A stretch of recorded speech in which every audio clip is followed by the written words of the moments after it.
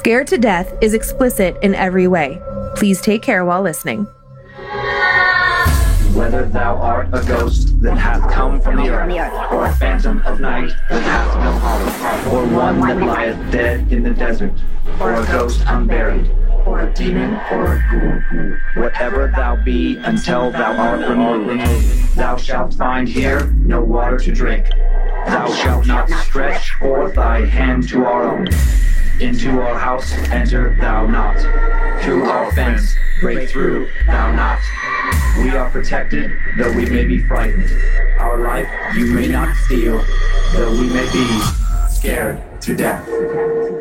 Welcome to Scared to Death, Creeps, Peepers, Roberts, and Annabelles. I am Dan. You're Christmas Dan. I'm Christmas Dan, even though I don't have any Christmas clothes on, but we have a Christmas village. We don't need Christmas clothes. We have the Christmas village, and I wore green, so we are okay. Mm-hmm. You are Lindsay. I'm Lindsay, the Christmas elf. And happy holidays, Merry Christmas, Happy Hanukkah, happy whatever you are celebrating. Happy nothing.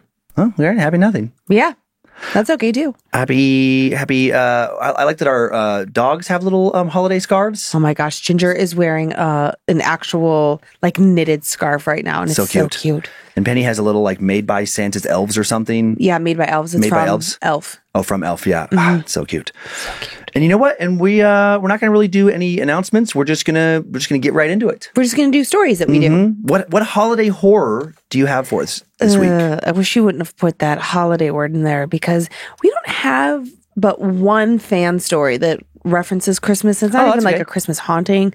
So I feel sad. It doesn't have to be holiday themed. I just meant like horror that's going to come around the holidays. Oh, yeah. I have a story about a guy whose dad passes away and then comes back for like a little visit. Cool. And it's more sweet. Mm-hmm. I mean, it has like an element of like, oh, and then when you figure it out, you're like, oh, okay. And then my second story is actually from one person, 3 short stories about 3 separate incidences in their frat house.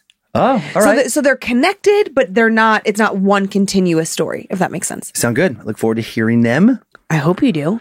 Today, I will be bringing back our annual holiday horror tradition that you don't necessarily like, but Nobody likes it. I think some people like it. Some people like it. And I think this is a good story. It's actually kind of spooky, and it's a well-known one. Is it okay if I just put my head down and take a nap? No. For Victorian England, just a little reminder, December was the spooky season, not October, and this is where our Western tradition of telling ghost stories to scare one another actually comes from. Friends and family would gather around the fire, after a nice holiday meal to tell spooky stories. Oh. And in honor of that tradition, for the 4th year in a row now, I will tell another story from a British author from the Victorian era. So last year I read Lost Hearts by M.R. James. In 2020, it was The Ghost Summons by Ada Buisson. In 2019, our first holiday season here, it was Smee by A.M. Birch. Yeah, that was a good one. That one was actually scary. Mm-hmm. Today, I'm telling one that I think another one you might like. The Monkey's Paw by W.W. Jacobs. And it's a very influential story on the just horror genre in general. It's been remade, retold in a variety of different ways. Oh. The Victorian era technically ended on January 22nd, 1901, when Queen Victoria died. And this story was published first in 1902, but I like to think that Jacobs wrote it in 1901. Probably at least thought of it before the Queen passed, so I'm going to say it still plays. The Monkey's Paw will be my second story.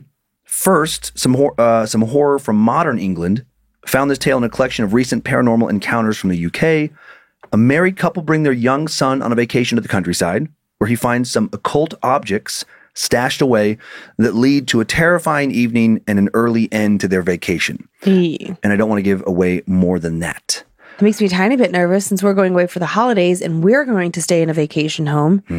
What if we found some creepy stuff there? Oh, yeah. If that happens, I'm going to go stay with my mom or dad. Okay. You and the kids can stay there and see what happens, but I'm going to go stay with my family. All right. Sounds fair. Okay. Are you ready to jump into this first story? I am. You got your socks on? I do. This week I have on these like holiday lights. Nice. And I just cracked my ankle. This is the first time I think we've debuted, what is this, the sock cam? I don't even know. No, we did it last week. Oh, we did? We did. Oh, I missed it. I didn't look up in time. How dare you? How dare you not look at my feet? You do have great feet. I don't have a foot. That's a weird. I don't have a foot fetish, but you have very cute feet. Well, that's nice. Mm-hmm. Yeah, I don't have ugly feet. Like some people just, I kind of do. Yeah, you have long toes. And bad toenails. Your and feet are hairy. a little bit. Your actual phalanges are a little bit creepy. Yeah, I know. Because they're like long. Mm-hmm. I know. Yep. Well, what do you do? But you know what? They're your feet, and I love everything about you, so I love your feet too. Okay, good. So there's no setup for this first story. We're just gonna dive right in. You ready? I am ready as spaghetti. Time now for the tale of Remember You Must Die. Kirsten and Thomas had been looking forward to having a little getaway for quite some time. Life had been hectic and stressful for a while now. They brought their youngest, Sam, with them, but left their 2 older children with some friends. They hoped that, even with one kid in tow, they could still find some time to relax and decompress. Thomas had booked them a week at a woodland holiday village, and when they arrived, it seemed like it was exactly what he and Kirsten were hoping for. The place was beautiful. A bunch of small, cozy-looking wood cabins with entertainment and a good restaurant on site, surrounded by beautiful greenery and lots of lovely old-growth trees. As is often the case with 7-year-olds, however, Sam started getting restless soon after they arrived. What read as relaxing to his parents read to him only as dull. "Mom, there's nothing to do here," he kept whining while tugging at the bottom of Kirsten's shirt. It was the 3rd day into the trip, and far from being relaxed, Kirsten was finding herself more stressed than if she were at home thanks to Sam. She wished she would have pushed harder on Thomas to leave him with their friends as well. He was worried, as clingy as Sam, the baby of the family, was, especially towards his mother, that they'd have to cut their trip short to come back and take him because he just wouldn't be able to deal with being separated from his parents. And Thomas was probably right. Ugh. Most days she didn't mind her baby boy, rarely wanting to leave her side. She knew it wouldn't last forever, but couldn't he just give her a few days? "Go play with your new Transformers," Kirsten suggested, when it was just she and Sam at the cabin. Sam couldn't have played with his toys for more than 10 minutes before he was back to tugging at her shirt. "I'm bored, Mom," he whined. And then, as luck would have it, at that moment, Kirsten saw a falcon outside the window, perched on a branch. "Look at that big bird, Sam." She tried to muster enough excitement in her voice to hold his interest. "Why don't you paint a picture for it for Grandma?" she suggested. "Where are your paints?" As Kirsten finally sat down, she reminded Sam to mix his paints on saucers and sent him to the kitchen to get some. He soon came running back to her. "Mom, I found some stamps," she heard him squeal excitedly. "Like the animal ones I used to have. These are so cool. There's a star and a bendy tree and some funny words and even a skull. Can I make my pictures with these?" "Sure, sweetheart," his mother replied absentmindedly, and she settled onto the sofa and popped an earbud in, just happy he was finally entertained and leaving her alone. Half an hour later, Thomas arrived with bags of shopping. Putting them down on the counter, he spotted the box of block stamps his son had found and called his wife over. "Kirsten, have you seen these?" Joining her husband and son in the kitchen, Kirsten bent over the table to examine the wooden blocks and her son's paintings. There were a few sheets of paper laying out to dry. The first thing she noticed was that every single piece of paper had the words "Memento Mori" stamped across the top in jet black ink. On the first sheet of paper, there was a strange-looking black cat arching its back in a pentagram, with some other strange writing inside of it. The second page she picked up was even stranger, with a terrifying-looking wolf, a strange devil-like creature with horns, and of course the skull Sam had been excited about. An uneasy feeling crept over her as Thomas picked up one of the wooden blocks. They were definitely old and extremely well made, with ornate carvings all around the sides. "They're definitely old," Thomas mumbled to himself. "Where did you find these, son?" "In this box under the sink," the child replied matter-of-factly. "The last children who came here must have left them," he shrugged. "I don't think these belong to any children, mate," Thomas replied, the concern heavy in his voice. Kirsten picked up the box and examined it. It was very beautiful and definitely old. "These are probably quite valuable. Maybe we should put them away." "But I haven't finished my pictures," Sam protested. At that moment, Kirsten felt her husband's hand grip her wrist tightly as he pulled her into the bedroom and shut the door. "I know you don't believe in this stuff, but surely you've seen enough horror movies to know what a pentagram is," he began. "The stuff has the occult written all over it," he added, fear emanating from his voice. "And do you know what memento mori means?" he also asked. "No, I don't. It's Latin for remember you must die. I think I learned about it when I saw it written on some Grim Reaper art when I was a teenager. Never forgot it. And now our son has it written all over the place." Kirsten could see how panicked her husband was getting, but she really did believe all that hocus-pocus stuff was nonsense. "I know they're probably linked to some kind of witchcraft," she responded, "but no, I don't think they're evil or demonic or that they will affect anything. Besides, he's happy. He's enjoying himself and leaving me alone for the first time since we've been here. Just let him play with them today, and then we'll accidentally lose them after he goes to sleep." "Okay," Thomas replied reluctantly. And with that, they returned to the kitchen to join their son, who was still sat at the table with the stamps and his paints. After a few minutes of silence, Sam, out of nowhere, in a lower-than-normal voice, not even looking up, said, "When he comes, we must let him in." "What was that, sweetheart?" Kirsten asked, now feeling a little on edge. "When he comes, we must let him in," Sam repeated, matter-of-factly. "Who must we let in?" Thomas asked, shifting nervously in his seat. In a low, almost whisper, Sam replied, "You will see." Thomas and Kirsten exchanged a nervous glance as Kirsten looked over her son's shoulder to better see his paintings. The stamps were all black, but he had painted some bits in red himself, blood coming off the skeleton's dagger and dripping from the wolf's teeth.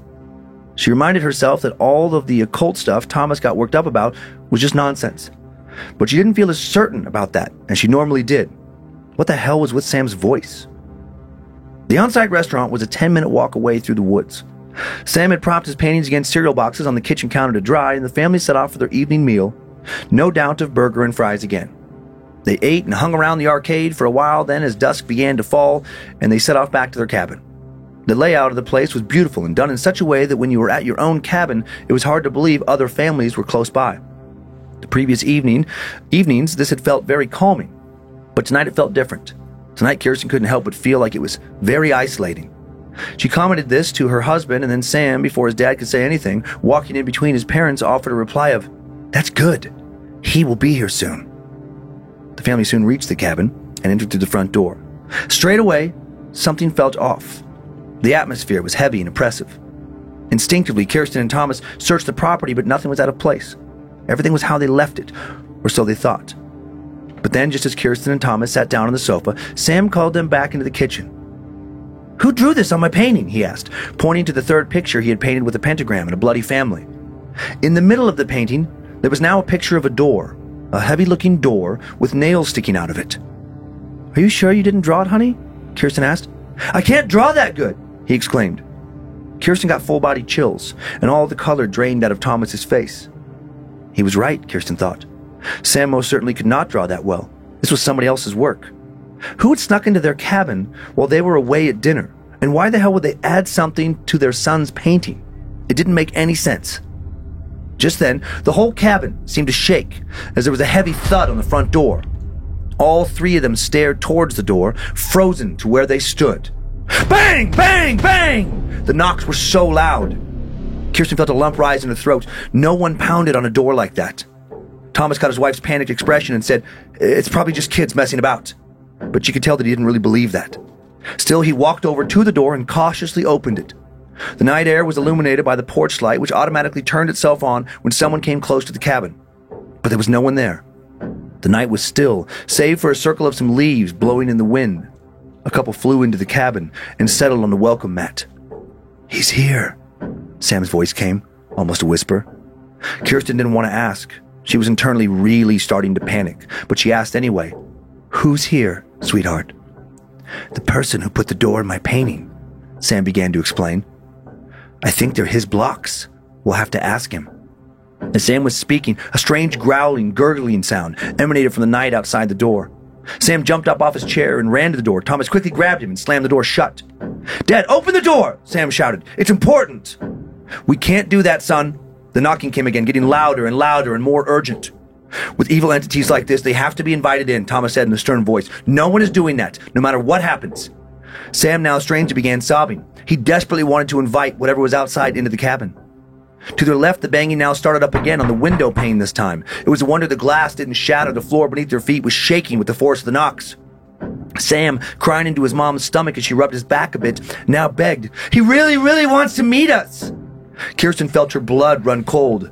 Thomas looked like he was on the edge of completely panicking. Thomas crouched down in front of his son. "Where did you find the blocks?" he asked urgently. "Tell me, Sam." Sheepishly, Sam replied, "In a hole in the big tree next to the front door. He told me to bring them inside. I hid them under the sink yesterday." Both parents exchanged terrified glances. Kirsten spun around and felt the hairs on the back of her neck stand up, as though the slats in the blinds on the kitchen window she saw, and through the slats on the blinds in the kitchen window, she saw a large figure moving about, and she let out a scream. In the instant it took Thomas to spin around to look at what scared her, it disappeared. Sam's little voice piped up again, a little louder this time. "It's you he wants, Dad," he said, staring hard into his father's eyes. You have what he needs. Your energy. He needs it to come back. Thomas shot Kirsten a look, silently telling her not to respond or humor this in any way. Coming to stand by her side, they sat Sam on the couch and moved out of range of him hearing them, and he whispered to her, "It can't enter without our permission. Let's put Sam to bed, then you and I will pack up the stuff and we'll leave first thing tomorrow morning." Kirsten nodded in agreement. A deafening crash now came from the living room.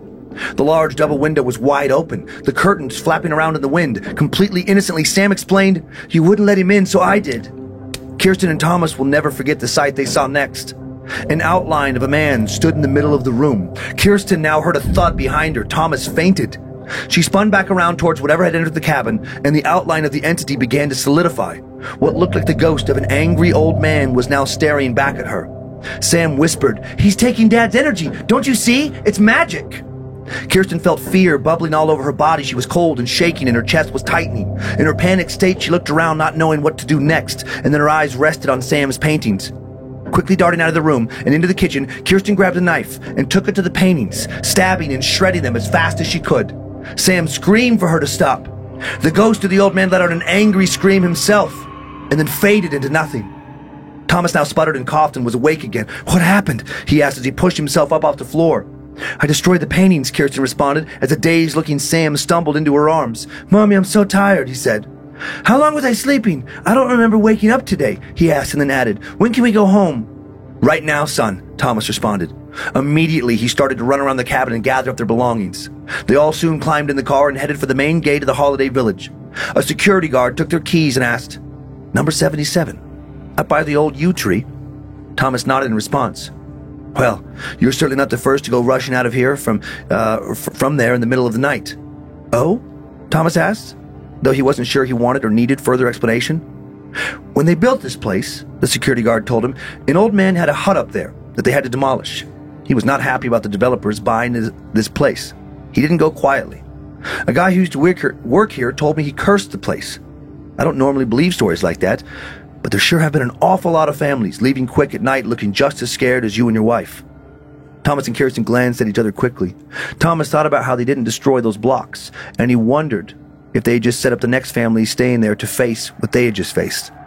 After briefly thinking about returning to the cabin, he instead nodded knowingly towards the security guard and drove his family away from whatever they had just experienced out into the dark. I knew the little stinker was going to let that thing in. Yeah? As soon as the parents left the room to go talk, I was like, oh, bad idea. Kids can't be trusted. Right. A little 7-year-old kid, and he's begging his parents, like, please let my friend in, essentially. Like, of course he was going to let him in. Of course. Yeah. Oh, man. I really like that story. I guess Kirsten's a believer now. I hope this happens to you, Kyler and Monroe. Really? Did we find some demonic occult blocks and make little paintings? I won't be home. I'll be across town. Yeah. But good luck. No pics accompany this story, but you can find all kinds of cool Memento Mori inspired artwork online. Whoa. So here's one old painting. Yeah, I never heard that phrase before. I feel like I have, but I can't place where. And then this next one, just another cool old Memento Mori sketch. All these little stelicans. I don't like those skeleton bones. And then I like the interpretation on this image, because to remember you must die is to remember you must live. Okay, that's cool. That's actually a very cool quote. Yeah, I liked it too. Yeah. Ay, ay, ay. Ichiwawa. I was hoping that Tom and Kirsten would go back the next day in the light of day and get the blocks and destroy them. And I thought that when she went to the kitchen, I was like, oh, she's going to like burn the paintings, the drawings that Sam had done. Oh, yeah. Yeah, burning would be maybe in the interest of time. Yeah, and stabbing them was smart. Just shred them. Yeah. Weird, huh? Yeah, and surprising that Sam said he felt like he was sleeping all day. Like, Mommy, I don't remember getting up. I was a little nervous for them that old man's spirit has now inhabited Sam or Tom. Like permanently, or just like left a trace of itself behind. Yeah. Who knows? Don't know anything more about that story. The old man knows. The old man knows. Old man. Let's have a chat about it. Do you have any more questions? Or do you want to head to England in 1902 and get Victorian? Oh, the only thing, did I just misunderstand it? I thought that you said that when Tom went to the door, it was like there was like a motion sensor light. Yeah, on the porch. But when he opened the door, the light went on for him, but it didn't go on for the spirity thing that was banging. And I thought that was an interesting detail. Yeah. And it's like even the motion detection lights didn't pick it up. Yeah. Yeah, which would make sense, I guess. I guess. I kind of count on our motion detection lights catching everything. But not something like that, yeah. Oh, not something of this world. I thought it got everything. Okay, I'm ready for my nap. Okay, we're going to head to England in 1902. I'm going to try so hard to stay awake. Because remember that one time I almost fell asleep? Yeah, I do. But I don't think this will be that bad. It's not that long. Okay. The following story has been adapted and retold many, many times. It really became a classic. The Monkey's Paw, now first published in 1902 in The Lady of the Barge, an anthology of stories written by W. Jacobs. This is a story he's by far the most known for. It's been adapted in several films starting way back in 1915. Then again in 1919, obviously some silent films, 1923, 1933, 1946, 1961, 2013. It's been adapted into numerous plays as well and into other mediums. And actually, random trivia about this, Stephen King's classic novel and then movie Pet Sematary, actually a retelling of this story in a way. Heavily inspired by this story. Before you tell this story, you started listing off like years, and then I thought you were going to say, and then in whatever, 1990, whatever, Brad Pitt, what is it, like 12 Monkeys? Oh, like 12 Monkeys? Yeah, this is 12 Monkeys. No, it has nothing to do with 12 Monkeys. But I do like it. I do like this story, and I hope you like it as much as I do, and we just get right in. Time now for the tale of the Monkey's Paw. Chapter 1. Without, the night was cold and wet, but in the small parlor of Laburnum Villa, the blinds were drawn and the fire burned brightly. Father and son were at chess, the former, who possessed ideas about the game involving radical changes, putting his king into such sharp and unnecessary perils that it even provoked comment from the white-haired old lady knitting placidly by the fire. "Hark at the wind," said Mr. White, who, having seen a fatal mistake after it was too late, was amiably desirous of preventing his son from seeing it. "I'm listening," said the latter, grimly surveying the board as he stretched out his hand. "Check." "I should hardly think that he'd come tonight," said his father, with his hand poised over the board. "Mate," replied the son. "That's the worst of living so far out," bawled Mr. White, with sudden and unlooked-for violence. "Of all the beastly, slushly, out-of-the-way places to live, this is the worst. Pathway's a bog and the road's a torrent. I don't know what people are thinking about. I suppose because only 2 houses in the road are let, they don't think it matters." "Never mind, dear," said his wife soothingly. "Perhaps you'll win the next one." Mr. White looked up sharply, just in time to intercept a knowing glance between mother and son. The words died away on his lips, and he hid a guilty grin in his thin gray beard.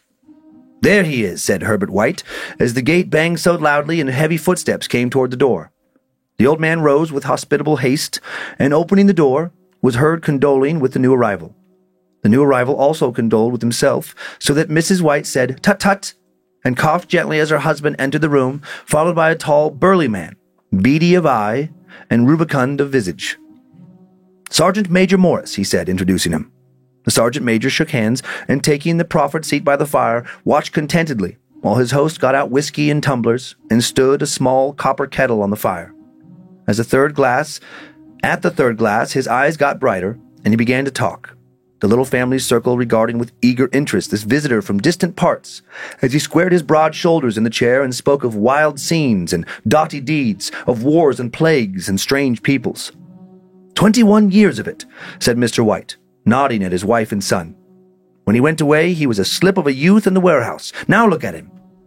"He don't look to have taken much harm," said Mrs. White politely. "I'd like to go to India myself," said the old man, "just to look around a bit, you know." "Better where you are," said the sergeant major, shaking his head. He put down the empty glass and, sighing softly, shook it again. "I should like to see those old temples and fakirs and jugglers," said the old man. "What was that you started telling me the other day about a monkey's paw or something, Morris?" "Nothing," said the soldier hastily. "Leastways, nothing worth hearing." "Monkey's paw," said Mrs. White, curiously. "Well, it's just a bit of what you might call magic, perhaps," said the sergeant major offhandedly. His 3 listeners leaned forward eagerly. The visitor absent-mindedly put his empty glass to his lips and then set it down again. His host filled it for him. "To look at," said the sergeant major, fumbling in his pocket, "it's just an ordinary little paw, dried to a mummy." He took something out of his pocket and proffered it. Mrs. White drew back with a grimace, but her son, taking it, examined it curiously. "And what is there special about it?" inquired Mr. White, as he took it from his son, and having examined it, placed it upon the table. "It had a spell put on it by an old fakir," said the sergeant major, "a very holy man. He wanted to show that fate ruled people's lives, and that those who interfered with it did so to their sorrow. He put a spell on it so that 3 separate men could each have 3 wishes from it." His manner was so impressive that his hearers were conscious that their light laughter jarred somewhat. "Well, why don't you have 3, sir?" said Herbert White cleverly. The soldier regarded him in the way that middle age is wont to regard presumptuous youth. "I have," he said, quietly, and his blotchy face whitened. "And did you really have the 3 wishes granted?" asked Mrs. White. "I did," said the sergeant major, and his glass tapped against his strong teeth. "And has anybody else wished?" persisted the old lady. "The first man had his 3 wishes, yes," was the reply. "I don't know what the first 2 were, but the third was for death. That's how I got the paw." His tones were so grave that a hush fell upon the group. "If you've had your 3 wishes, it's no good to you now then, Morris," said the old man at last. "What do you keep it for?" The soldier shook his head. "Fancy, I suppose," he said slowly. "I did have some idea of selling it, but I don't think I will. It has caused enough mischief already. Besides, people won't buy. They think it's a fairy tale. Some of them, and those who do think anything of it, want to try it first and pay me afterward." "If you could have another 3 wishes," said the old man, eyeing him keenly, "would you have them?" "I don't know," said the other. "I don't know." He took the paw and, dangling it between his forefinger and thumb, suddenly threw it upon the fire. White, with a slight cry, stooped down and snatched it off. "Better let it burn," said the soldier, solemnly. "If you don't want it, Morris," said the other, "give it to me." "I won't," said his friend doggedly. "I threw it on the fire. If you keep it, don't blame me for what happens. Pitch it on the fire again like a sensible man." The other shook his head and examined his new possession closely. "How do you do it?" he inquired. "Hold it up in your right hand and wish aloud," said the sergeant major. "But I warn you of the consequences." "Sounds like the Arabian Nights," said Mrs. White as she rose and began to set the supper. "Do you think you might wish for 4 pairs of hands for me?" Her husband drew the talisman from his pocket, and then all 3 burst into laughter as the sergeant major, with a look of alarm on his face, caught him by the arm. "If you must wish," he said gruffly, "wish for something sensible." Mr. White dropped it back in his pocket and, placing chairs, motioned his friend to the table. In the business of supper, the talisman was partly forgotten, and afterward the 3 sat listening in an enthralled fashion to a second installment of the soldier's adventures in India. "It's a tale about the monkey's paw is not more truthful than those he has been telling us," said Herbert, as the door closed behind their guest just in time for him to catch the last train. "We shan't make much out of it." "Did you give anything for it, father?" inquired Mrs. White, regarding her husband closely. "A trifle," said he, coloring slightly. "He didn't want it, but I made him take it. And he pressed me again to throw it away." "Likely," said Herbert, with pretended horror. "Why, we're going to be rich and famous and happy. Wish to be an emperor, father, to begin with, then you can't be henpecked." He darted round the table, pursued by the maligned Mrs. White, armed with an antimacassar. Mr. White took the paw from his pocket and eyed it dubiously. "I don't know what to wish for, and that's a fact," he said slowly. "It seems to me I've got all I want." "If you only cleared the house, you'd be quite happy, wouldn't you?" said Herbert, with his hand on his shoulder. "Well, wish for £200 then. That'll just do it." His father, smiling shamefacedly at his own credulity, held up the talisman, as his son, with a solemn face somewhat marred by a wink at his mother, sat down at the piano and struck a few impressive chords. "I wish for £200, said the old man distinctly. A fine crash from the piano greeted the words, interrupted by a shuddering cry from the old man. His wife and his son ran towards him. "It moved," he cried, with a glance of disgust at the object as it lay on the floor. "As I wished, it twisted in my hand like a snake." "Well, I don't see the money," said his son as he picked it up and placed it on the table, "and I bet I never shall." "It must have been your fancy, father," said his wife, regarding him anxiously. He shook his head. "Never mind, though. There's no harm done. But it gave me a shock all the same."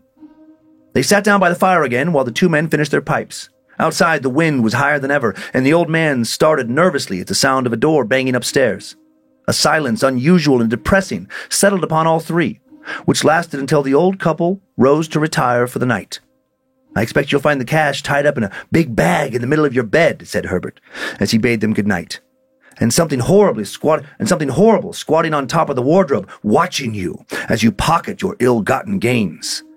He sat alone in the darkness, gazing at the dying fire and seeing faces in it. The last face was so horrible and so simian that he gazed at it in amazement. It got so vivid that, with a little uneasy laugh, he felt on the table for a glass containing a little water to throw over it. His hand grasped the monkey's paw, and with a little shiver he wiped his hand on his coat and went up to bed. Chapter 2. In the brightness of the wintry sun next morning, as it gleamed over the breakfast table, he laughed at his fears. There was an air of prosaic wholesomeness about the room which it had lacked on the previous night, and the dirty, shriveled little paw was pitched on the sideboard with a carelessness which betokened no great belief in its virtues. I suppose all soldiers are the same, said Mrs. White. The idea of our listening to such nonsense. How could wishes be granted in these days? And if they could, how could 200 pounds hurt you, father? Might drop on his head from the sky, said the frivolous Herbert. Morris said the things happened so naturally, said his father, that you might, if you so wished, attribute it to coincidence. Well, don't break into the money before I come back, said Herbert, as he rose from the table. I'm afraid it'll turn you into a mean, avaricious man, and we shall have to disown you.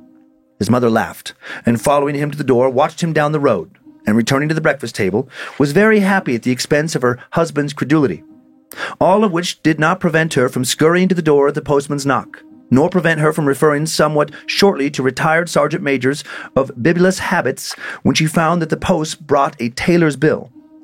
Herbert will have some more of his funny remarks, I expect, when he comes home, she said, as they sat at dinner. I dare say, said Mr. White, pouring himself out some beer. But for all that, the thing moved in my hand. That I'll swear to. You thought it did, said the old lady soothingly. I say it did, replied the other. There was no thought about it. I had just... What's the matter?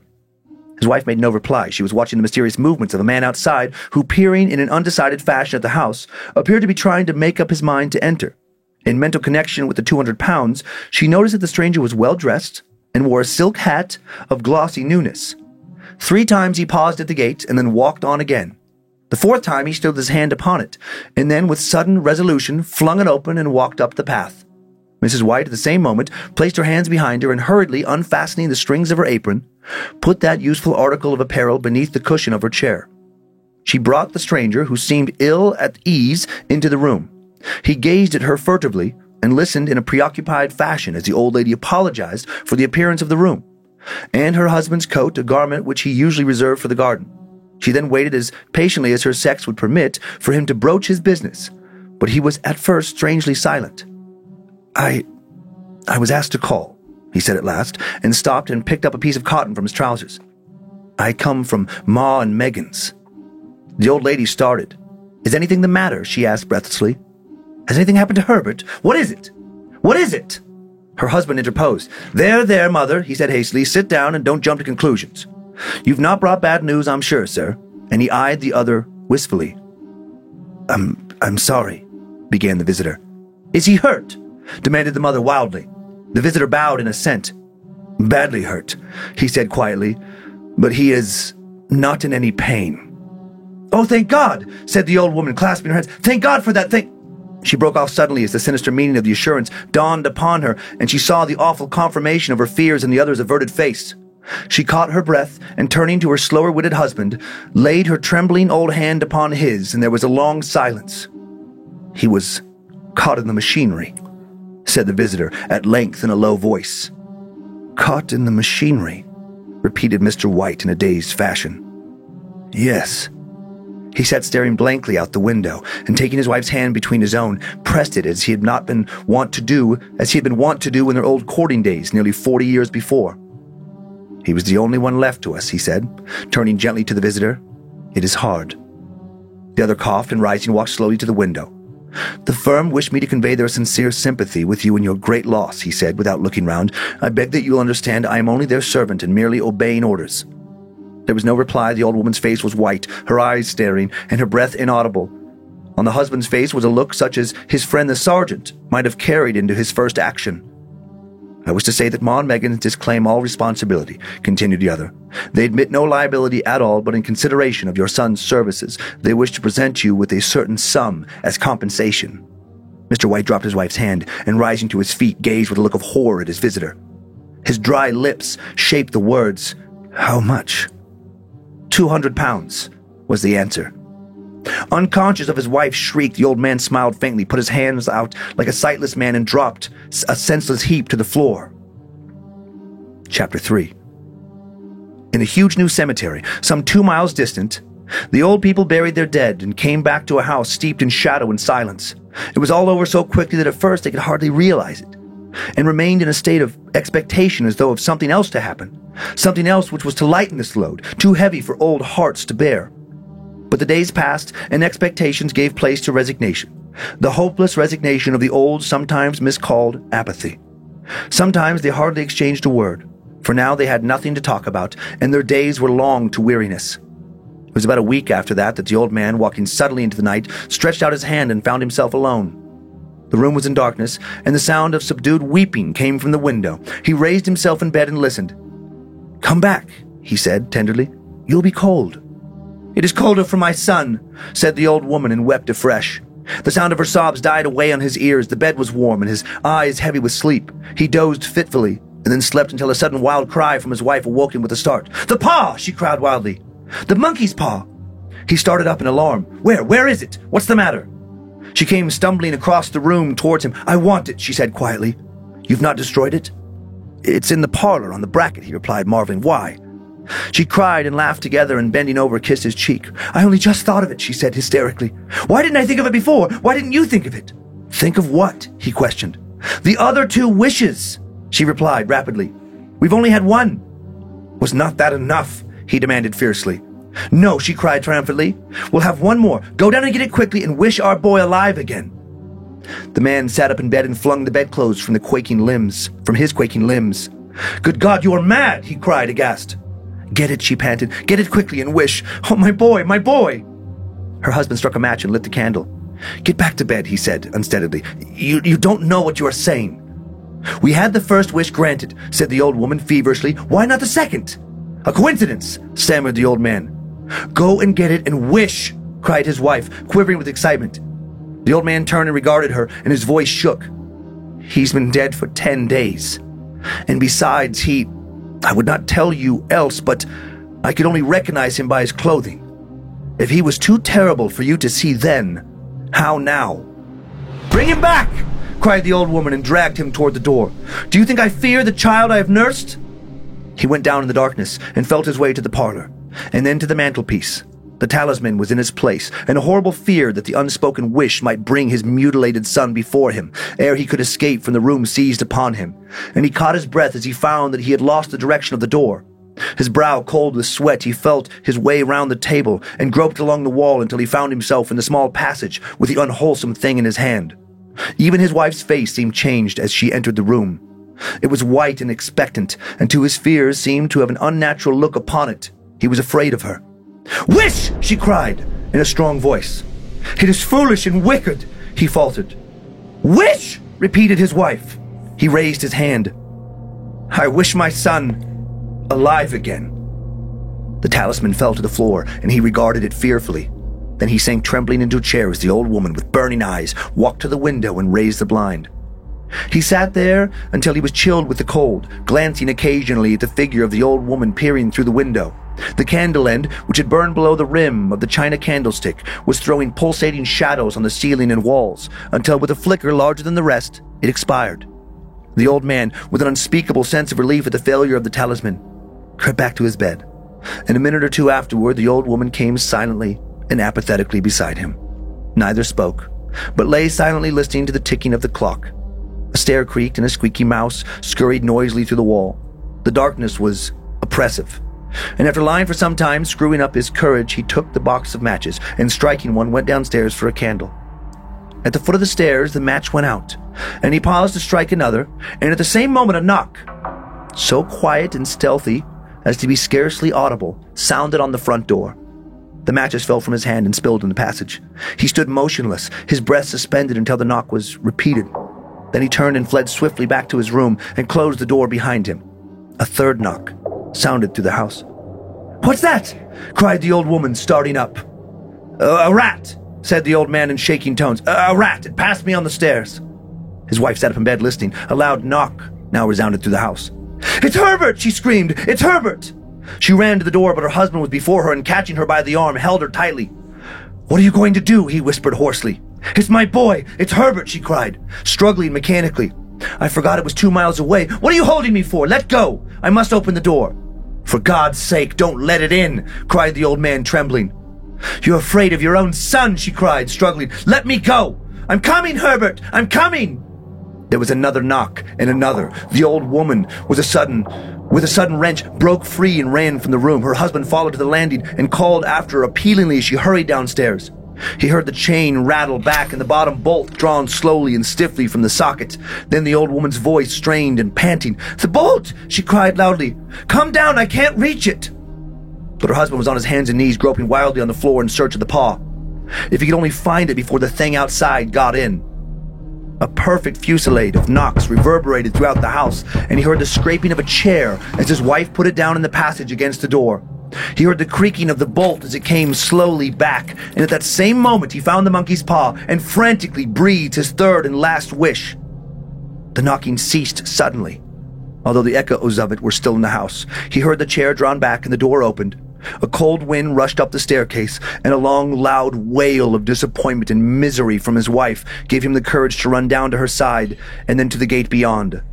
The street lamp flickering opposite shone on a quiet and deserted road.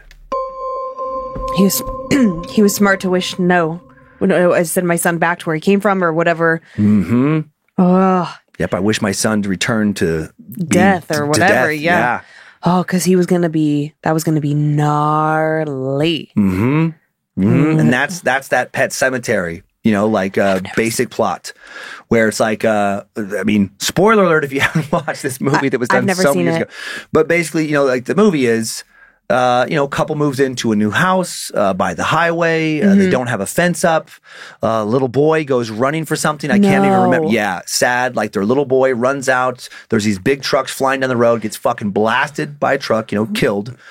And then, mad with grief. Yeah. The father had heard this old legend of this, I think Mimak, this local tribe, had this old cemetery that's what it was. Earlier in the movie, there's, their cat dies first. Mm-hmm. And the kid is so upset that he tries out this old legend he'd heard about, this old Mimak's pet cemetery where you could bury pets and they'd somehow come back alive. And just why not? He does that. And the cat does come back. Aha. But the cat is fucked up. The cat is not the same. And it's mean and it's crazy. It's like this, there's something very wrong with it. It's undead cat. And then when the boy dies, he doesn't want to do that. But he just gets so sad that he does it anyway. And when little Gage comes back, he is not a good little boy. Oh, buddy, oh boy. Yeah, and so I have some pictures. Okay. This first one is a portrait of Monkey's Paw author W.W. Jacobs. Hot. This next one, illustration accompanying the story from the original printing of The Lady of the Barge, that anthology series. There's the old man looking at his paw, I believe, in that. Yeah. And another illustration accompanying another edition of the story, right? Yeah. The old lady trying to unbolt the door as he makes his final wish. And then this is creepy little Gage back from the dead in Pet Cemetery. Oh, he's a cutie pie. With a little scalpel in his hand. Oh, his face is cute. Yeah, cute little actor. Cute little kid. Cute, chubby little cheeks. Not cute little character. He comes back. Mm-hmm. Well, I'm glad that I don't have to watch that one now. Now I just know what it's about. So I've seen both. I saw the original and the remake, and they were both fantastic. And of course, I read the book. Of course, you did. He's got a new book out. Yeah, I haven't enjoyed the more recent books, I got to say, but I'll have to check it out. I thought his scarier stuff was from the 70s, 80s, even 90s. So you're saying he's grown soft with age? Yeah, they're interesting. Well, I still like him, good stories, but my top, I don't think none of my top 10 come from past 2000. Yeah. Yeah. I'm sorry that he let you down. He's fantastic. I still like him. Do you? But maybe, he just got tired of telling those kind of stories. I don't know. I know. I imagine that if you're an author and you have great success with one genre, one style of storytelling, what have you, you're like, okay, great. Well, then, you want to do it again because it was successful. But then at a certain point, are you like, enough of this. Yeah, I don't want to follow these, I don't know, tropes or whatever, or tell this kind of ghost story or this kind of horror story, but he's so good at it. I think about like James Patterson. James Patterson has been writing the same book for the better part of 20 years, if not longer. Some people can just repeat, it is interesting that way. Just, musician, comic, author, whatever. Excuse me. Podcaster. It's like some people, definitely evolve and morph much more than others. And some people do the same thing so well. And right. And they don't bore of it and they enjoy it. And it's, plug and play. And totally. And good for them. Yeah.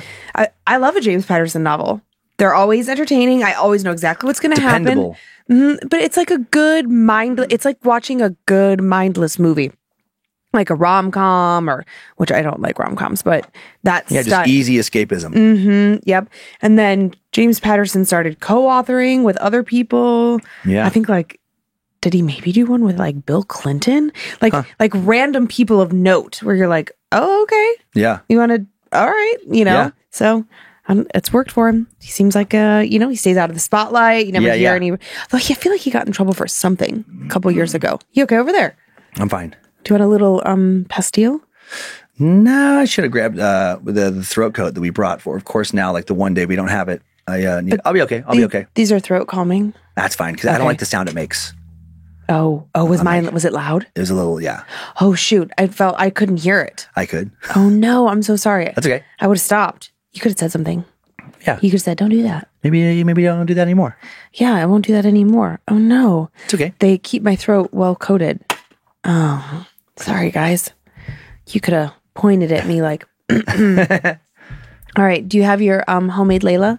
I do. I love that Layla so much. Mm-hmm, She's the cutest Layla we've ever had. Love it. All right. Well, like I said before, this might not be the scariest of tales, but I did think it does. One of those confirmation type stories. Yeah, and it has scary moments and sweet moments. But I was thinking about you and I dying, which is a lovely thought. And then coming back to see the kids. And I thought oh yeah, you would definitely want to play tricks on the kids. Yeah. Where I would be like, I'm right here. I love you. Yeah. Do you feel like that's accurate? Yeah, that's accurate. Yeah. You wouldn't come back to give him a swift kick in the pants? Nah. I would. Well, let's see what's going on with this family. Hey, Dan and Lindsay, big fan of the podcast. Dan, I've been a fan of yours since Crazy with a capital F. Oh, wow. Thanks. I know, man. So long ago because you're so old now. Pretty old. Yeah. My girlfriend and I both listen every week, and our anniversary is Halloween, so we bond over ghost stories and scary shit. While my story isn't really scary, it's actually slightly uplifting, it does deal with the supernatural. I apologize for the length, but the story encompasses multiple encounters over a period of time. My father passed away in our family home of a brain tumor when I was just 10 years old. When I was about 16, I woke up in the middle of the night around 3 a.m. I've always struggled with nightmares and waking up from them, but this time, that wasn't the case. I sat up and saw the doorway of my room, and there stood my father. The room was dark, no lights on, but his figure stood in my doorway perfectly illuminated. He didn't look like he did when he was sick, nor like he did before he got sick. He actually looked like he had aged in the time that had passed. He stood there, staring at me, not angry, not sad, just looking at me, almost like he was checking in on me. I sat staring, terrified, not because his presence was malevolent, but because I was not a believer in spirits at the time. He disappeared down the hallway, and I stayed awake the rest of the night, unable to sleep. About 3 months later, the same thing happened. I woke up, saw him in the doorway, and stared frozen in fear of what I was seeing. He still had that same look on his face, not angry, just watching. He eventually disappeared down the hallway. I sat there frozen for a few minutes and then got up to get a bottle of water because I was thirsty. When I woke up the next morning, the bottle of water was there, and so I knew what had happened the night before had in fact happened. Another 3 months passed, and the same thing happened. This time, I mustered up the courage to follow him when he disappeared down the hallway. On the opposite side of the house was the family room where he had passed away. My mom had redecorated since he passed, and we kept the door closed so the dog didn't pee on the new carpet. I saw my dad walk down the hall to the door to that room and dissolve into the door. Pretty spooky. Fast forward a couple of years. I'd moved out of my mom's house I had moved out of my mom's house, but because of some financial struggles, had to move back in with her. I had been depressed because a business my friend and I had gone under, and I was pretty depressed because of it, and I wasn't working or doing anything but smoking pot and playing video games in my mom's basement. It was a Friday night around Christmas when my mom came downstairs to tell me that she was going out on the town with her gal pals. She left, and I began to break down slightly simply because of where I was at in life. I ended up in bed that night before my mom got home, which was out of the ordinary. I woke up in the middle of the night to hear a jingle bell and some wood clicking against wood. My mom decorated the house every year for Christmas, and on the door to the family room, she would hang a wooden advent calendar on a nail on the door and an angel with a bell on the doorknob. I quickly realized that that's what I was hearing. I sprang out of bed and ran into the hallway, turned on the light, and then I saw it. The door to the room where my father had passed away was shaking as if someone was on the other side trying to force it open, but it was locked. The thing is, there is no lock on that door whatsoever. If someone was on the other side, they'd have no problem opening the door. I quickly realized that it was my dad, and even though he wasn't physically there to get me through this point in my life, he was going to scare me into getting my shit together. Within a week, I was working 2 jobs and got my life back on track, thanks to some parenting from the grave. Wow. Thank you guys so much for the great podcasts. I look forward to Wednesdays every week. Keep up the good work, Kyle. Thanks, Kyle. That's so cool. I know, I love that story. Like protective dad, showing up sometimes, just kind of like peeking on him, and then, not approving of his life plan there for a little while. And giving him a little spook. Yeah, like, okay, you've wallowed long enough. Let's go, buddy. Time to get your shit together. Yeah, I love that story. As do I. And over several years, many years' time, that's just, and not like a loop. It's not like he was seeing the same thing, because sometimes it's like we see that with ghosts where it's like, is this a sentient entity or like an echo left over from the past where it's just like they don't seem aware of what's around them? Like the entity is just like doing the same thing every time somebody sees it in the same place. Yeah. But this spirit is, doing some different stuff. He was purposeful. I also like, though, that it could have gone the other way, where it's like it very easily, for me as a believer, could have, the first time I could have been like, oh, I think it was my dad. But then a second time I might have been like, is it my dad or is it something else? Yeah. And I would have been scared enough to be home alone and then hear that jingle bell. Yeah. To be like, oh God, is it or isn't it? Like, I don't know if I would have been brave enough. Yeah, because we've had a lot of those stories where something appears as something else to trick you. So, well, whether it was your dad or not. Well, yeah. It scared you into getting it together, which I love. Me too. Yeah, no, I think it was his dad. Yeah. I don't think we really know about spirits motivating people to get shit done. Not often. I mean, there's that one Teresita Basa thing we've talked about so many times. Oh, God, that story. I would revisit that one again in a heartbeat. It was so fascinating. Where it's like, like that ghost or whatever entity would seem to have been persistent big time. But those stories are hard to find. True. And then I have just like 3 little quick tales individually, but collectively they make up a really nice, juicy story about a haunted frat house. And I was just thinking about, like, you had a more traditional college experience living with a bunch of friends in a, it wasn't a frat house, but. Now, we didn't have the Greek system, so I didn't have that experience. Yeah, but roommates and Yeah, and you guys were insane in that house. Yeah, a party house. Did you guys have any ghosts in your house? Or like, did anybody, I don't remember anyone talking about ghosts actually when I was in college. Okay, interesting. I might have just forgotten. Yeah. But I remember hearing like, oh, this dorm is supposedly haunted. Right. But I don't remember ever hearing a friend say like, oh my God, the other night, this and this happened. Yeah, me either. I was trying to think about it. I was like, God, like, I don't remember any of that. My friends too, even like when we were living, in apartments or whatever. I mean, like, I don't think that I was as in tune with it either. I would hear stuff and be more scared of like, is somebody breaking in? Yeah. Just being like young and single and female. Oh, totally. Yeah. Living in LA. And more often than not, what would wake me up was like, helicopters overhead with spotlights trying to find whoever they were trying to find. Right. It's such a common occurrence there. Yeah. That it was like, okay, well, going back to bed. Guess it wasn't somebody rattling my bedroom door. It was the helicopter overhead rattling the whole building. I don't know. All right, well, let's check it out. Okay. What's up, Scared to Death crew? First off, huge fan of the show, love horror stuff, definitely a creeper, and while reasonably skeptical on some of the stuff, the stories are super entertaining, and y'all are both awesome, and appreciate the hours and hours of time I've spent with you. Thank you. I recently graduated from college from a huge state school in the South, and my Christian faith is a huge part of my life, and every demonic possession story has me on the edge of my seat. I was an active, super involved brother of one of America's largest social fraternities, a mid-sized chapter at my school with an old, crappy house across the street from our campus. I'll acknowledge the oxymoronic nature of a Jesus-loving frat boy. That being said, this group of guys was family to me, and there were far more good, happy times in our house than bad. I know y'all are here for the spooks. These are my ghost stories of the Trap House. The Trap House. Time now for the tale of the Trap House. That sounds like that's a good one. Yeah. The cookie jar. One morning, I wake to a message in our group chat that read, "Ayo, who the fuck put this cookie jar in the projector room? It looks stupid AF."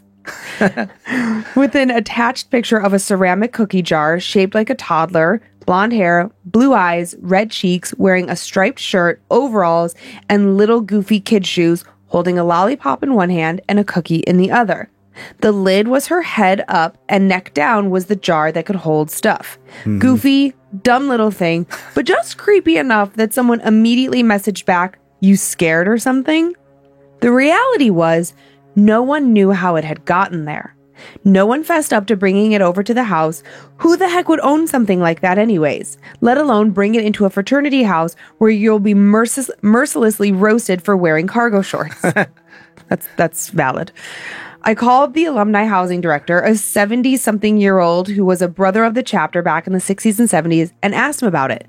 We have artifacts in the house that date back to the 30s, so there is a chance he had come by, as he often does unannounced, and put it out for history's sake. He had no idea, and I sent him the picture, and he simply replied, "No idea, do what you want with it." And boy, did the boys oblige. She was named by the end of the day Betty. Betty, rather than spending her life in the house doing her intended trained vocation of holding cookies, became the dumpster in which used dead vapes were tossed, because the 14-step walk to the trash can in the kitchen was just too far. I suspect she didn't appreciate this. By the end of the week, brothers began complaining that somehow, between the time they turned on the projector to watch golf or Disney Plus or a Vine compilation of YouTube videos, she'd have physically turned from wherever her initial position was to glaring down at whatever unsuspecting TV watcher was in the room. If there were multiple guys in the room, I think she turned to whomever had put the most vapes inside of her. I cringed even just writing that. So by the end of the week, it was decided Betty had to go.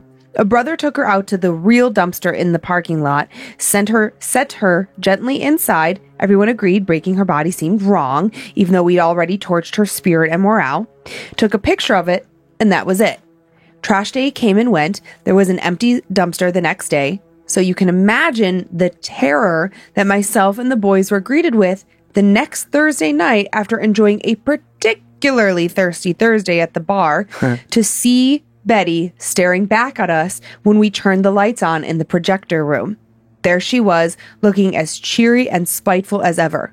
We were spooked and baffled, and with alcoholic confidence, gently picked her up and walked her back to the dumpster, set her in, and went on with our night, keeping our eyes peeled for that little gremlin. What's important here is that no one that night told anyone who wasn't there about this experience. The first time, it could have been a prank for sure, but this time, no one outside this bar hopping group knew what had happened. The next night, after happy hour, there she was again, glaring back at us in the projector room. This time, no one was amused, and she was violently thrown into the dumpster, shattered, and never to be heard from again. Yeah, was it a prankster, or was Betty coming back? Well, I mean, I'm with the storyteller that the first time, sure. Any of those guys. But the fact that no one else knew, like, why that second time, why, like, how would that even happen? You would, like, go to the dumpster, just like some other frat brother would go to the dumpster and see it there and think, like, oh, I'm going to play a trick. Yeah, unlikely. Yeah, a little suspicious. And the fact that lots of them thought, it was, shifting and tilting, like, turning around on that table to kind of like face people. Yeah. A haunted cookie jar. But like kind of like a little porcelain doll too. I know. Just the way it would look. And the way it was dressed was creepy, just as a concept. Pretty funny that just image is just creepy even outside of an actual doll. Like just put that image into the form of a cookie jar. Right. And it's still super creepy. Yeah, it really is. Story number 2. Okay, douchebag. Mid-October is a fun time around the house. Wait, he just wrote okay, douchebag? That's the name of the second tale. Oh, that's the name. I was like, wait, who are you calling douchebag? Okay, got it. You're a douchebag. Mid-October is a fun time around the house. The new guys are comfortable around the brothers, and they're all on their mission to get to know the guys in the organization, knowing they'll be quizzed on it later. That's where I found myself this rainy evening, sitting on the couch in the multi-purpose room, talking to a new guy about life, trucks, girls, and what he wanted out of his 4 years in the fraternity. As we were talking, I was telling him an old fraternity legend about some brothers in the 1920s and their escapades, when behind us, we heard the sliding glass door open and close, like someone had just walked in and had the rare decency to actually close the door behind them. A very distinct noise. Sitting in our deep, plush couch, we couldn't see who was there over our shoulders, but it was just as obvious because we'd heard the door open. "What's up?" I asked. No answer. "Who's there?" Still nothing. "Okay, douchebag," I grumbled as I eased up from my too comfortable position to see who was trying to be sneaky. No one was there. Now, I know what you're thinking, and the way the couch was haphazardly positioned on this night, its back was to the sliding glass door, and there was only about 3 feet of space between the entryway and the back of our house. No one could walk in without us seeing, but we were blind to anyone who entered. Probably just someone pulling some shit, I muttered to the now frightened kiddo in front of me. "Let's have a look at the backyard camera." As I pulled up the camera, rewound it about 5 minutes, and scrolled through frame by frame to find the culprit. Not only was there no one on the camera that night, not only was there no one that came up to the door, which was obstructed by the camera from viewing by the awning, the backyard was totally empty and had been for at least the last hour. We still get made fun of for this one, but me and that guy Josh still swear by this story to this day. And then the last story, the clattering. The clattering. A brother who, for a period, occupied one of the 2 downstairs bedrooms dated a very strong, very independent woman. She was awesome, confident, and abundantly willing to stand up for herself, and she did so often when he would, as boys sometimes do, act like a fool. Unfortunately, this led to some nasty-sounding verbal fights between the 2 of them. With him living at the house, there were often unsuspecting brothers caught in the crossfire. Nothing new. They always worked it out. 2 lovebirds who both wear the pants in the relationship, even when they were too tight to share. I love phrasing. That. Yeah. One quiet afternoon, I was studying with a girl, I swear to God, in the multi-purpose room when we heard the distinct noise of a plastic plate hit the floor in the resident kitchen. "Oh, Frank's so clumsy when he's high," I told my guest. We resumed studying. A moment goes by. Now a heavier clattering, maybe a heavier plate or a platter, hits the ground. I got up this time to investigate, fearful Frank or his girlfriend were there, passively aggressively tossing stuff on the floor, which this hadn't been done yet, but it also wasn't out of their respective characters. I walked into an empty kitchen, everything properly in its place, except for a plastic plate and a heavy glass, which hadn't broken, laying precariously on the floor. I picked them both back up and then checked Frank's location on Snapchat and saw he was at work. I clicked on his most recent story and saw that 4 minutes earlier, a picture of his girlfriend sitting in the booth captioned, "Second favorite visitor to the deli." I honestly wrote it off as the house, along with all the wiring and plumbing, which is all well over 50 years old and has been so cautiously taken care of over the years by 18 to 22-year-olds. And any pipe under the sink could absolutely get the countertop shaking if someone discarded a Juul pod where they weren't supposed to. I walked back to my study buddy, and the scariest thing possible happened. She started to look bored and disinterested. I quickly got back to on the study train and pulled some knowledge out of my ass to keep her engaged as we got back to it. The relief I felt was immediately interrupted when I heard a glass shatter from the same room as before. I immediately got up and started walking that way again when I heard another. Upon entry, I found 2 shattered glasses on the floor, And by God, I finally had an excuse as to why I never seemed to be able to bring girls home. And from that point forward, we studied at her sorority house.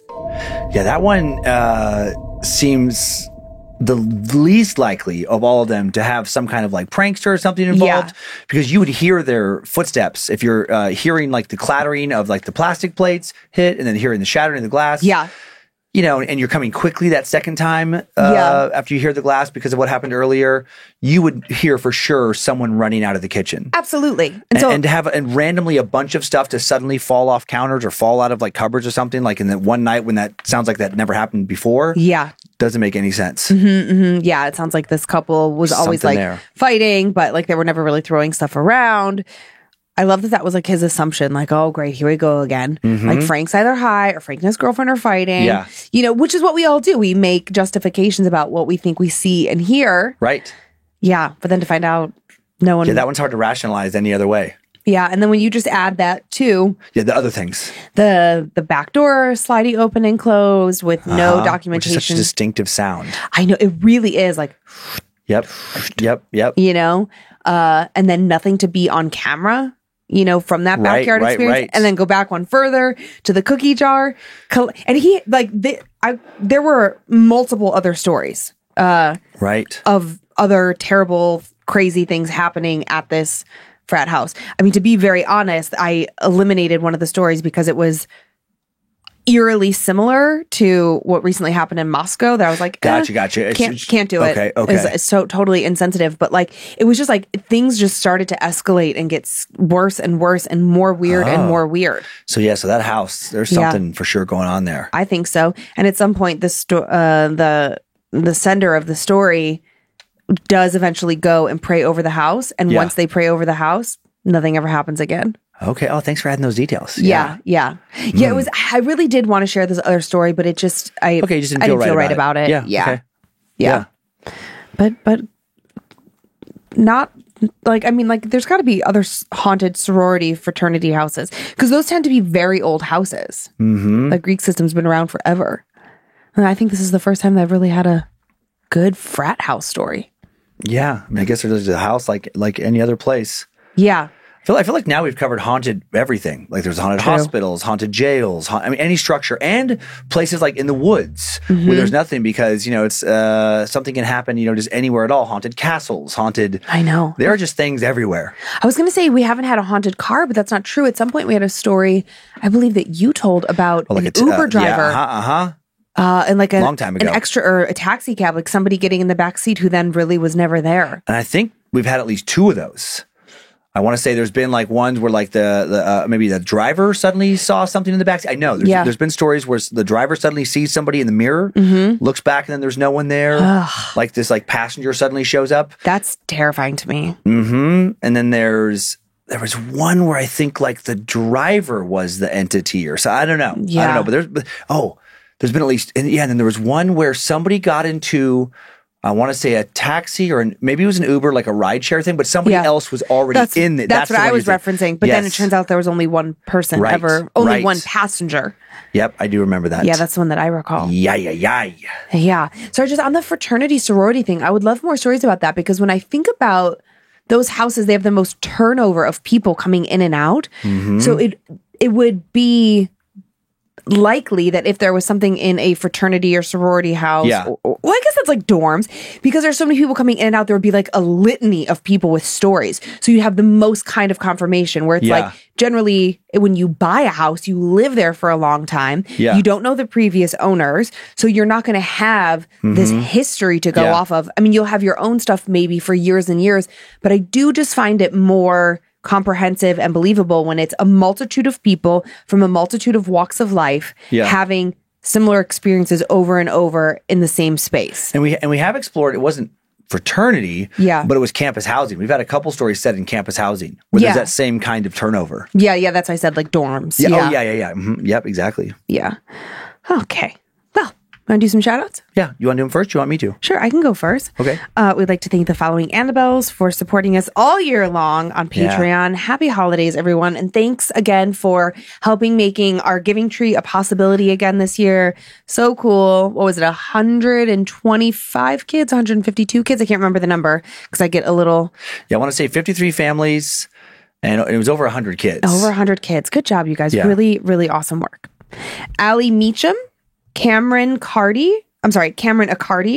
Chrissy Myers, Dustin Offenberg, Jean Wilson, Laura Spurgeon, Becca, Bill, Billy, and Braden Danbois, Finn High, Heather Felt, Elizabeth J. Nielsen, Lizzie Snelson, Bethany Kavulian, Abigail Gaham, Mark Stanley, Piper Weasel. Piper Weasel. Why is that funny? Weasel is a pretty funny last name. Piper doesn't think Piper so. Weasel. Piper Weasel, this isn't the first time someone's How dare you? chuckled about her name. How dare you? And actually on names, we were talking to the kids last night. I just asked them just last night before we recorded. I'm like, does anybody tease you guys about your last name? You know, of Cummins yet? Yeah. And they were like, oh, every day.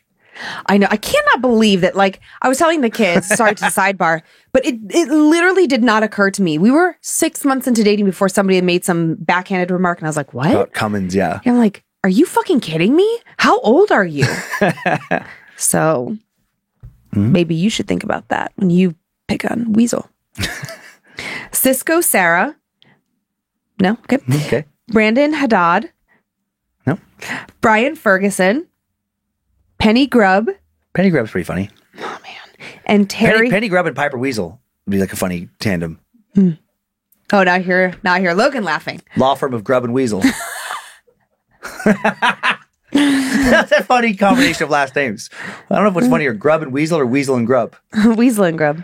Weasel and Grubb sounds like a restaurant. Weasel and Grubb sounds like a restaurant or Like a cool pub. Or like a random cartoon. Oh, you see, do you guys watch Weasel and Grubb?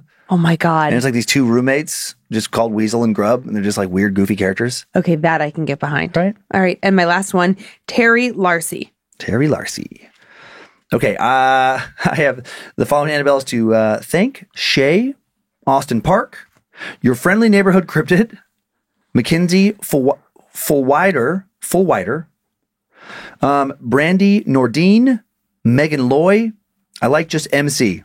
Just MC. Nice. Keeping it simple. Kelsey Hager, Laurel Woods, Adam, oh my gosh, Baylor John, Carrie of the Island. Okay, Carrie. Parker with enraging misophonia. I feel you, Parker. I feel you as well. I almost killed Dan yesterday. Russ Williams, Sarah Vandible, Jay, Sean Lusby, Tiana Allen, Alexandria Watkins, Rachel Domino, Anna Leneg, and Weasel Grubb. How dare you? I have the following spoopy shout outs to Athena from your mom, Amber. Happy birthday. To Callie from Felix, which is my favorite name. I appreciate all you do for us and our little dog family. To old lady, aka mom from your spoopy children. Happy birthday. Don't break your hip. And remember, 2 out of 3 ain't bad. I'm guessing there's 3 kids because it's like the mom and the daughters listen to the show together. And I'm guessing that either the third child is either a daughter that doesn't listen or a son that is like not a part of the gang. Isn't that also possibly like a Meatloaf reference? Didn't Meatloaf have a big song like 2 out of 3 ain't bad? I have no idea. I was not. Sure did. Yeah, I thought so. I was trying to get the melody in my head. I'm like 2 out of 3. I can't remember how it goes. Oh boy. For one second, I thought you were talking about actual meatloaf. I was like, wait, what? 2 out of 3 meatloafs aren't bad. Not bad. That's a stat a lot of people know about. To Mystery Cat and Trixie Cat from your mom and dad. We love you both so much. And then this is actually rather heavy. To Katie from everyone on the Hail Lucifina Discord. Rest in peace, Katie. We all love you and miss you so much already. I haven't gotten the backstory here yet, but I do know that one of our faithful bad magicians, Katie, 35, passed away sometime within the last week. And when I had gotten a few messages no details. Yeah. Not that it's any of our business. Sure. But I don't know if Katie was ill or if Katie was battling her own demons or just a freak thing. But we're thinking of Katie and all of her friends and family. And is the Hail Lucifina, that's its own Discord channel? Yeah, there's so many channels. Just like Facebook, there are like all these subgroups. Yeah. And that is our show. Thank you for continuing to send in your personal tales of terror all year long to mystory@scaredtodeathpodcast.com.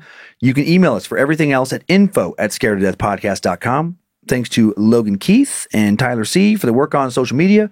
To Logan again for running badmagicmerch.com and producing today and directing. Woohoo! Thanks to Zach Cohen for custom soundbed creation. Heather Rylander for organizing the My Story emails. Book editor Drew Atana for polishing and preparing the listener stories for book number 4. Yeah. Man, thanks to producer Sarah Finch for finding the first story I told this week, and to Sophie Evans for finding that second. Subscribe to Bad Magic Productions on YouTube if you want to watch the show. Follow us on Facebook and Instagram if you want more content and to see the pictures that accompany the episodes at Scared to Death Podcast. You can also follow us on TikTok for that as well, at Scared to Death Podcast, to check out special moments, highlights from the episodes. And if you don't want to hear more ads, if you want monthly bonus episodes, check out our Patreon, get the entire catalog ad-free and more, and enjoy your nightmares, creeps and peepers, and happy holidays. Happy holidays. Hope you were scared to death. Bye. If spirits threaten me in this place, fight water by water and fire by fire. Banish their souls into nothingness and remove their powers until the last trace. Let these evil beings flee through time and space. Evil may pass through, but hath no home here within, scared to death.